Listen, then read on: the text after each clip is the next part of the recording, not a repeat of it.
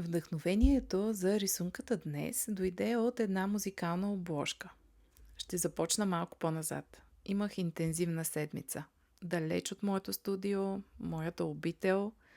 По принцип и да съм на път, винаги си нося тефтера и пастелите, несесера, така че да имам време и средствата за своята лична арт-терапия.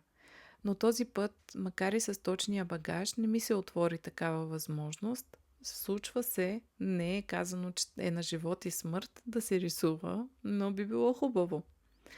И така, понатрупа ми се стрес и умора. И без да имам очаквания за резултата, без да се старая, започнах. Крайно любезно Spotify ми припомни за музиката на Белослава. И тя ме съпроводи в този вълшебен час. Волево забравих за всичко, което чака на мен. Времето спря и аз се потопих в цветовете. Ех, наистина обичам маслените пастели. Музиката също помогна много. Намерете своята музика според настроението си и пуснете въображението си да се развихри. Даже ако си казвате не мога нищо да измисля сега, оставете пък ръцете и очите си да действат. Толкова е зареждащо накрая.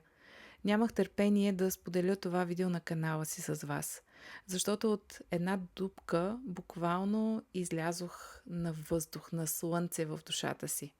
И искрено желая да стигне това послание до точните хора, които да се почерпят от него, да го опитат също.